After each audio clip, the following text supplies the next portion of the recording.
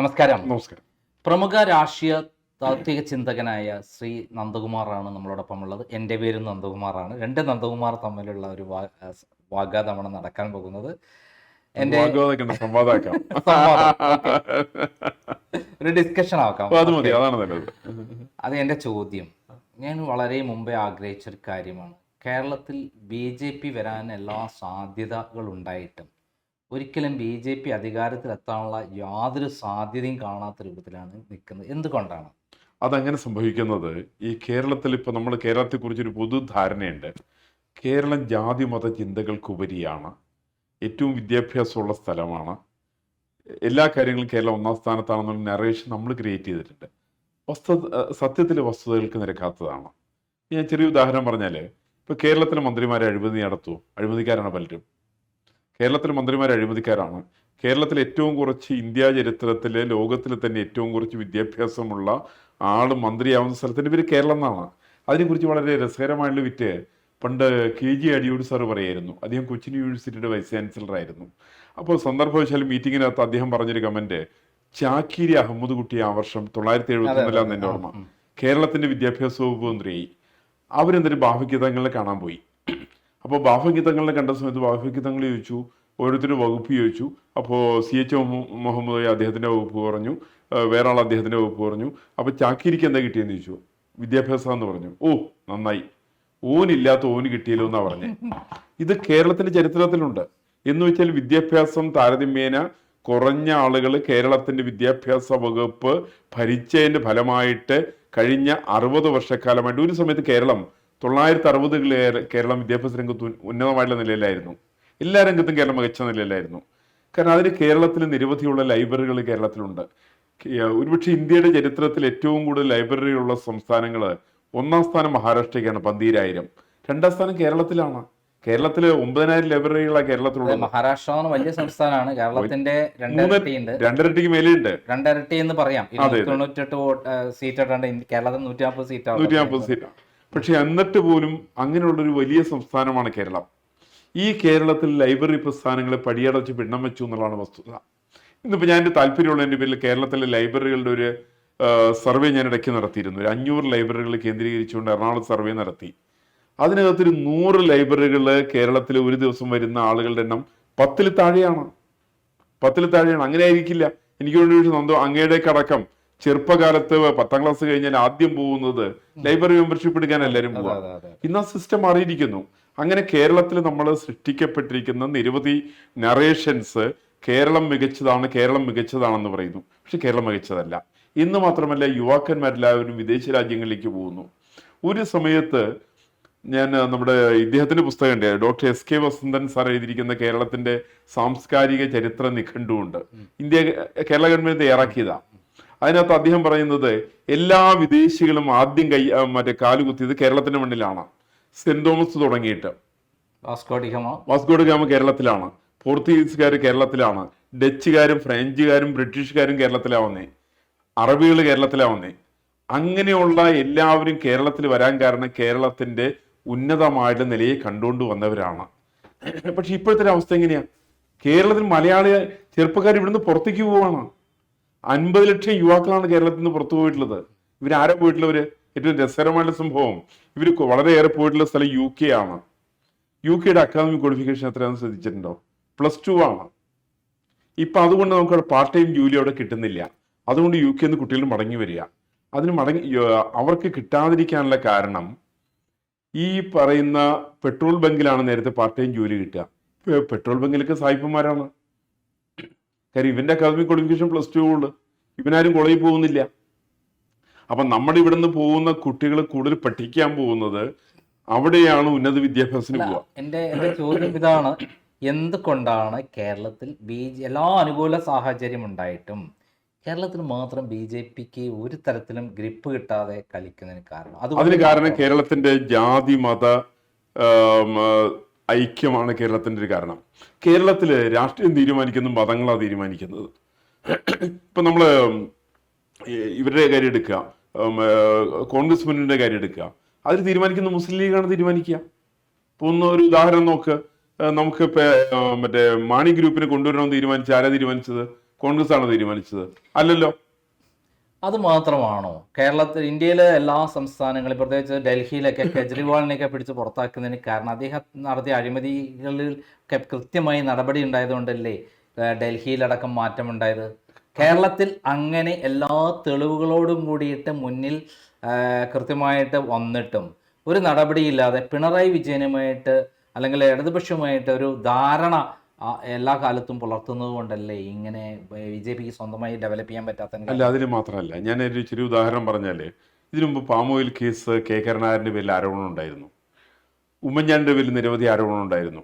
കേരളം ഭരിച്ചിട്ടുള്ള എല്ലാ കേരളത്തിലെ ആദ്യത്തെ മന്ത്രിസഭ 1957 അതിൽ അരി ഇറക്കുമതി ചെയ്യുന്നതിനെ സംബന്ധിക്കുന്ന 5000 അരി കുംഭകോണം ഉണ്ടായിരുന്നു. ശിക്ഷിക്കപ്പെട്ടില്ല, ജോർജ് ശിക്ഷിക്കപ്പെട്ടില്ല. ആ ജോർജിന് ആകെ ഒരു ഇരട്ടപ്പേര് കൊടുത്ത ആൾ EMS അദ്ദേഹത്തിന്റെ പേര്. അദ്ദേഹമാണ് മക്കളോട് ജോർജ് എന്ന് ഈ പുള്ളിക്കാരെ വിളിച്ചത്. അപ്പൊ ഇതിന് കാരണം വെച്ചിട്ടുണ്ടെങ്കിൽ കേരളത്തില് അഴിമതി നടത്തുന്ന ആള് ശിക്ഷിക്കപ്പെടില്ല. ഞാനൊരു ഉദാഹരണം പറയാം. ഉമ്മൻചാണ്ടിയെ 2015, 11 മുതൽ 16 വരെയുള്ള കാലഘട്ടം എന്ന് പറഞ്ഞാൽ ഏറ്റവും വികസനത്തിന്റെ കാലഘട്ടമാണ്. എന്നാൽ അദ്ദേഹത്തെ വീഴ്ത്തിയത് സരിതാ നായർ എന്ന് പറയുന്ന ഒരു സ്ത്രീയുമായി ബന്ധപ്പെട്ട വിഷയങ്ങൾ ഭയങ്കരമായി കത്തിക്കുകയും അതിൻ്റെ പേരിൽ ജനങ്ങളുടെ ഇടയിൽ ഉണ്ടായുള്ള വല്ലാത്തൊരു വൈബ് വരികയും അങ്ങനെയല്ലേ അന്ന് ഇടതുപക്ഷം കയറി വരാൻ കാരണം.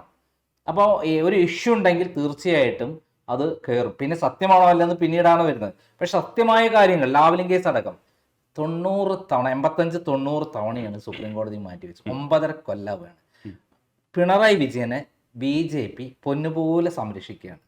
അതേസമയത്ത് അദ്ദേഹത്തെ പിടിച്ച് ആത്താക്കിയിരുന്നെങ്കിൽ, കൃത്യമായി ആ വിചാരണ നടന്നിരുന്നെങ്കിൽ ഈ കേസിൽ മാത്രം മതി പിണറായി വിജയൻ എന്ന് പറയുന്ന CPM എന്നുള്ള പ്രസ്ഥാനം തകർന്നു തരിപ്പണം. അതിൻ്റെ ഗുണം മുഴുവൻ ആർക്കാ കിട്ടുക? BJPക്കാണ് കിട്ടുക. BJP എന്തുകൊണ്ടാണ് അങ്ങനെ ഒരു നടപടി എടുക്കുന്നത്? ഞാൻ മനസ്സിലാക്കുന്നത് അങ്ങനെയല്ല. ഞാൻ മനസ്സിലാക്കുന്നത് ആ തരത്തിലൊരു BJPയുടെ സമീപനം വേണം നിർബന്ധമില്ല. കാരണം കേരളത്തിലെ മുഖ്യമന്ത്രിമാരെ ശിക്ഷിക്കാൻ സാധ്യമല്ല. ശിക്ഷിക്കാൻ സാധ്യമല്ലാത്ത രീതിയിൽ കേരളത്തിലെ രാഷ്ട്രീയ ഉദ്യോഗസ്ഥ പ്രഭൃതികളുടെ ഒരു ഐക്യം കേരളത്തെ സംബന്ധിച്ചുണ്ട്. അപ്പം അതിന് കേരളത്തിൽ ഞാൻ നേരത്തെ സൂചിപ്പിച്ച ഏത് സ്ഥലത്ത് അഴിമതി നടന്നാലും കേരളത്തിൽ ഒറ്റയ്ക്കൊരു മന്ത്രി മാത്രമേ ശിക്ഷിക്കപ്പെട്ടുള്ളൂ. ബാലകൃഷ്ണപിള്ള മാത്രമാണത്. അതിന് കാരണം എന്താ? അയാളുടെ സമുദായത്തിന് ആരും സ്വാധീനമില്ല. ഇപ്പൊ KM മാണിയെ കുറിച്ച് നിരവധി ആരോപണം ഉണ്ടായി. ശിക്ഷിക്കപ്പെടുകയോ? ഇല്ലാന്ന് മാത്രമല്ല, മാണി മഹാനാണെന്ന് പറഞ്ഞിട്ട് എല്ലാവരും പറഞ്ഞുകൊണ്ട് നടക്കും. ഈ തരത്തിൽ അഴിമതിക്കാരായിരിക്കുന്ന മുഴുവൻ ആളുകളെയും മഹാന്മാരായിട്ട് ചിത്രീകരിക്കുന്ന പ്രത്യേകമായ ഒരു രാഷ്ട്രീയ സ്വഭാവം കേരളത്തെ സംബന്ധിച്ചുണ്ട്. അപ്പൊ അതുകൊണ്ട് കേരളത്തിൽ കുഴപ്പം കാണിക്കുന്നത്, ഇപ്പൊ ഞാൻ നേരത്തെ ഒരിക്കൽ സൂചിപ്പിച്ചിരുന്നതിനെ സംബന്ധിച്ച്, നിങ്ങൾ ഇന്ത്യയിലെ എല്ലാ മുഖ്യമന്ത്രിമാരെ അറസ്റ്റ് ചെയ്യാം, തമിഴ്നാട്ടിൽ ജയലളിതയെ അറസ്റ്റ് ചെയ്യാം, കരുണാനിധിയെ അറസ്റ്റ് ചെയ്യാം, യെദ്യൂരപ്പയെ ഇവിടെ അറസ്റ്റ് ചെയ്യാം, ത്രിപുരയിലെ ബീഹാറിലെ ലാലു പ്രസാദ് യാദവിനെ അറസ്റ്റ് ചെയ്യാം, അദ്ദേഹത്തിന്റെ ഭാര്യക്കെതിരായിട്ട് നടപടി വരാം, അല്ലെങ്കിൽ മധ്യപ്രദേശിലും മഹാരാഷ്ട്രയിലും ഗുജറാത്ത് എല്ലാ സ്ഥലത്തും അറസ്റ്റ് ചെയ്യാം. കേരളത്തിൽ അറസ്റ്റ് ചെയ്യാൻ പറ്റുമോ? പറ്റൂല. എന്തുകൊണ്ട്? കാരണം മറ്റു എല്ലാ സംസ്ഥാനങ്ങളും ഇത്തരം അഴിമതി കഥകൾ പുറത്തു കൊണ്ടുവരികയും അതിനെതിരെ പോരാടുകയും ചെയ്തുള്ള BJP അല്ല RSS അതിൽ ഭയങ്കര വിജയം നേടിക്കഴിഞ്ഞു. എല്ലാ സ്ഥലത്തും ഭരണം മാറ്റാണ്ടാവാനുള്ള പ്രധാനപ്പെട്ട കാരണം അവിടെ എതിർ പാർട്ടികൾ നടത്തിയ അഴിമതി തന്നെയാണ്.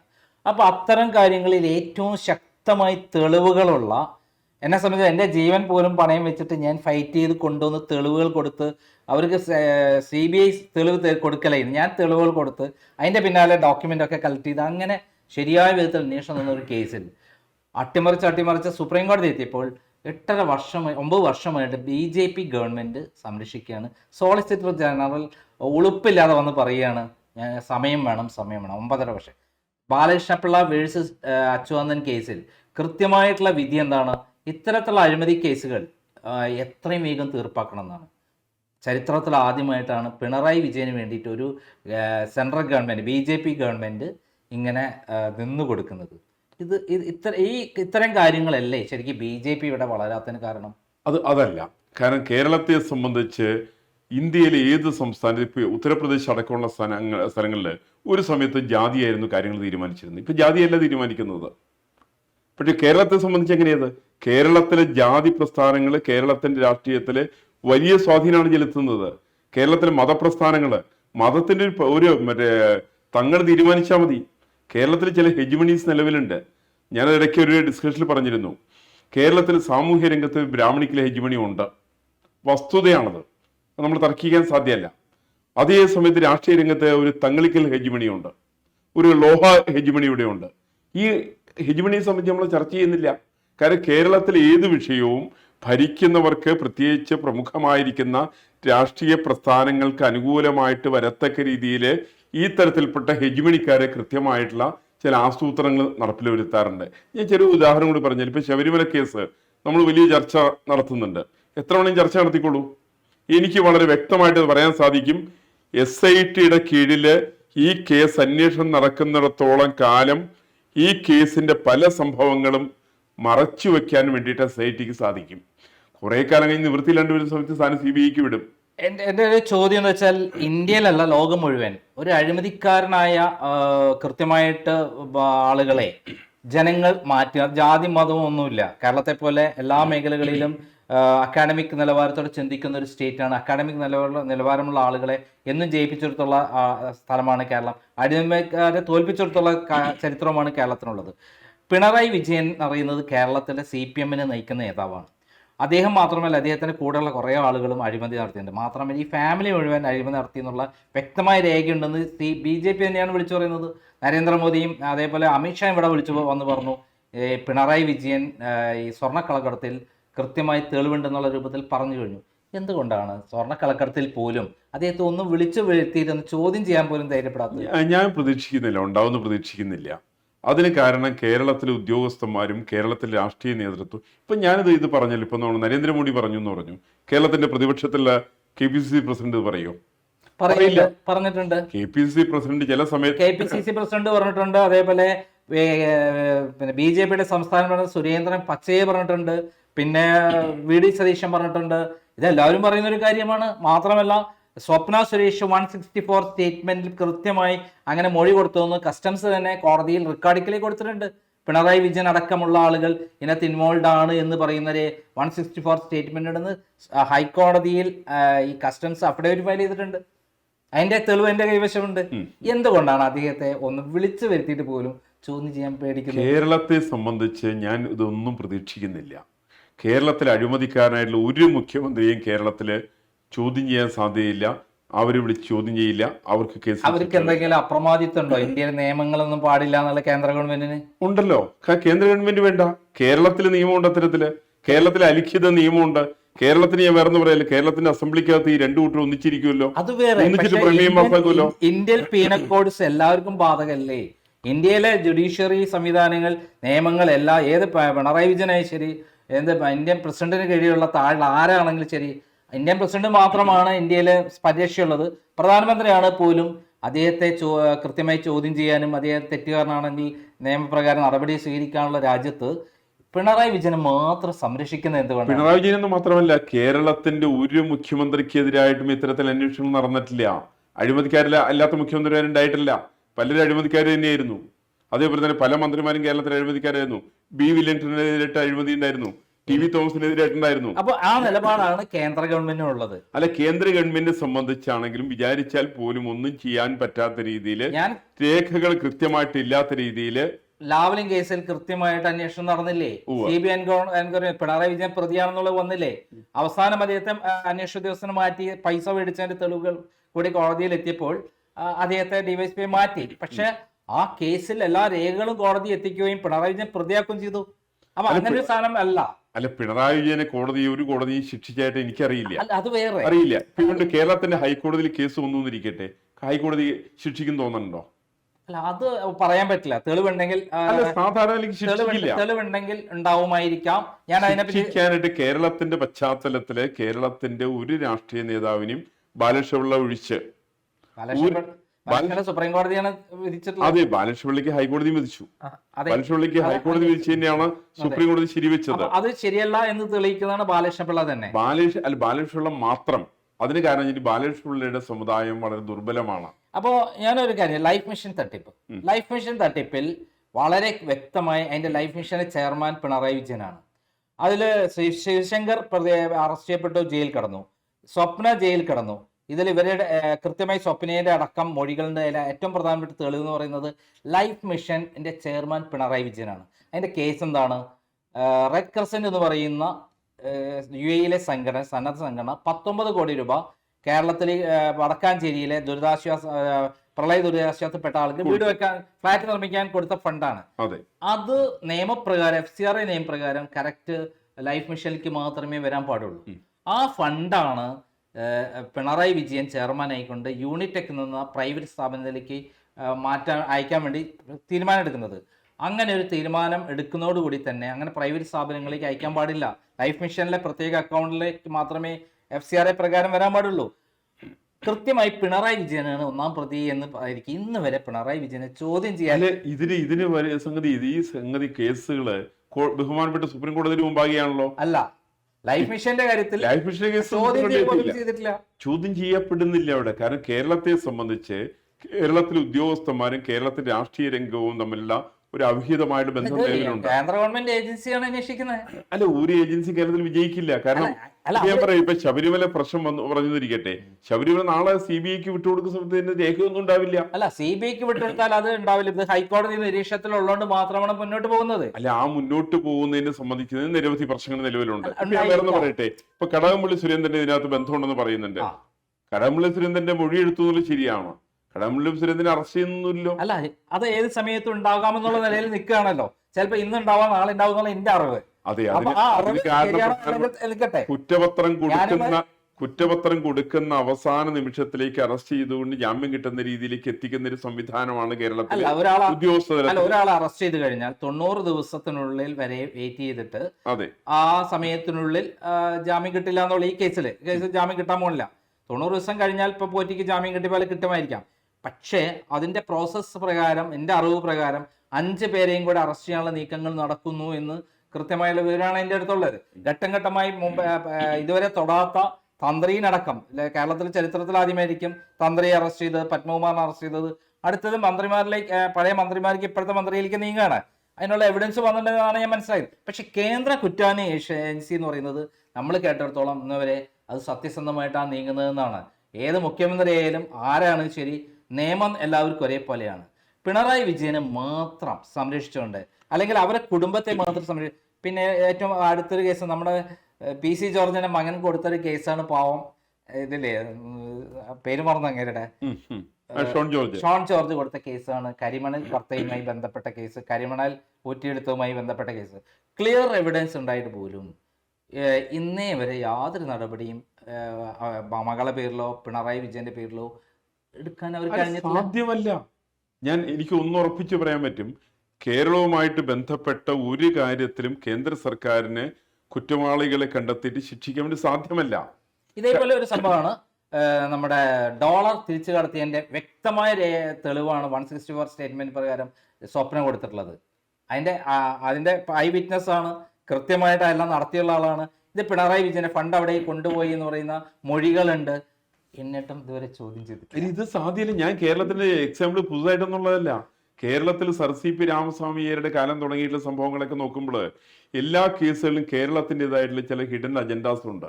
ഈ അജണ്ട വെച്ചിട്ടാണ് കേരളത്തിൽ ആളുകൾ ജീവിക്കുന്നത്, ആളുകൾ ഭരിക്കുന്നതിന്റെ അടിസ്ഥാനത്തിലാണ്. ഞാൻ ചെറിയ ഉദാഹരണം പറഞ്ഞത് സർ CPയുടെ മാത്രം എടുത്തിട്ടുണ്ടെങ്കിൽ സർ CPയെ വെട്ടിയിട്ട് പരിക്കേൽപ്പിച്ച് അയച്ചു എന്നാണ് കേരളത്തിലെ എല്ലാ പത്രമാധ്യമങ്ങളും രാഷ്ട്രീയ നേതാക്കന്മാരും പ്രസംഗിക്കുന്നത്. ഞാൻ താല്പര്യമുള്ളതിന്റെ പേരിൽ സർ CPയുടെ വീട്ടിൽ പോയിരുന്നു. 5 സ്റ്റിച്ചായി താടിക്കുള്ളത്, ഒരു 5 സ്റ്റിച്ച്. 5 സ്റ്റിച്ചുകാരൻ എങ്ങനെയാ കൊല ചെയ്യാനുള്ള ശ്രമം എങ്ങനെയാവുക? അപ്പം കേരളത്തിൽ നമ്മളൊരു പബ്ലിസിറ്റി നടത്തുകയാണ്, സർ CP ഞങ്ങൾ വെട്ടിപ്പരിക്കേൽപ്പിച്ചു. ഇനി ഒരു കാര്യം ചോദിക്കാം. കേരളത്തില് പിണറായി വിജയനെതിരെ കേസ് കൊടുത്തുള്ള ഒരാളാണ് ഞാൻ. ഇപ്പോഴും ജീവിച്ചിരിപ്പുണ്ടല്ലോ. എനിക്ക് ഒന്നും ഈശ്വരാധീനമല്ല. ഞാൻ നിയമപ്രകാരം കൃത്യമായി കോടതിയിൽ പിണറായി വിജയൻ എന്നെ കൊല്ലാൻ വേണ്ടി പ്ലാൻ ചെയ്തിട്ട് കേസ് കൊടുത്തു. അപ്പൊ പിണറായി വിജയൻ പ്രതിയാവുന്നു. കൃത്യമായി പിണറായി വിജയന് ബോധ്യമായി തെളിവും ഞാൻ കൊടുത്തു, എന്റെ അടുത്തുണ്ടായിരുന്നു. അതുകൊണ്ട് പിണറായി വിജയൻ ഇതേപോലെ നിയമം പിണറായി വിജയൻ പ്രതിയായോ?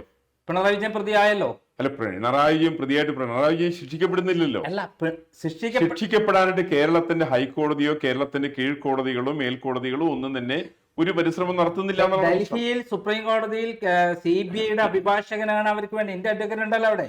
ഓരോ തവണയും സോളിസിറ്റർ ജനറൽ വന്നിട്ട് നേരിട്ട് വന്നിട്ട് തുഷാർ മേത്ത വന്നിട്ട് പറയാണ്, ഇത് ഞങ്ങൾക്ക് മറ്റൊരു സ്ഥലത്ത് കേസുണ്ട്, മാറ്റിവെക്കണം. 80 തവണ മാറ്റിവെച്ച ജുഡീഷ്യറിക്ക് തന്നെ അപമാനം ഉണ്ടാകുന്ന രൂപത്തിൽ പ്രവർത്തിച്ച CBI അല്ലേ ഇവിടെ ഉള്ളത്? ഞാനത് സംശയം ചോദിക്കട്ടെ, തുഷാർ മേത്ത പറഞ്ഞിട്ടുണ്ടെങ്കിൽ എല്ലാ കാര്യങ്ങളും അങ്ങനെ സുപ്രീം കോടതി അംഗീകരിക്കാറുണ്ടോ? സുപ്രീം കോടതി ഈ കാര്യത്തിൽ അംഗീകരിച്ചുകൊണ്ട് അല്ല, തന്നെ ഈ കാര്യത്തിൽ അംഗീകരിച്ചു എന്ന് ഞാൻ അതെ, സമ്മതിച്ചു. അതെ. പക്ഷെ ഇതിനു മുൻപുള്ള പല കേസുകളും ഉണ്ടായി. അംഗീകരിക്കാറില്ല. അങ്ങനെയുള്ള പല കേസുകളുണ്ട്. ഒരു കാര്യങ്ങളും അംഗീകരിക്കാറില്ല. അതെ, ഇവിടെ ഞാൻ പറയുന്നത് ജുഡീഷ്യറി അങ്ങനെയല്ല എന്നുള്ളത് നമ്മളെ ചർച്ച ചെയ്യാൻ പറ്റാത്തൊരു സംഭവം. പക്ഷേ ചർച്ച ചെയ്യാൻ പറ്റാത്തതുകൊണ്ട് സംസാരിക്കുന്നില്ല എന്ന് വിചാരിച്ചാൽ ഏറ്റവും ഇന്ത്യയിലെ ഏറ്റവും ചീഫ് ജസ്റ്റിസ് ഓഫ് ഇന്ത്യ, ഈ ചീഫ് ജസ്റ്റിസ് ഓഫ് ഇന്ത്യ താഴെയുള്ള ചീഫ് ജസ്റ്റിസുമാരാവാൻ പോകുന്ന രണ്ടുപേരെ കുറിച്ച് ക്രൈമിന്റെ പ്രത്യേക പതിപ്പിറക്കിയുള്ള ആളാണ് ഞാൻ.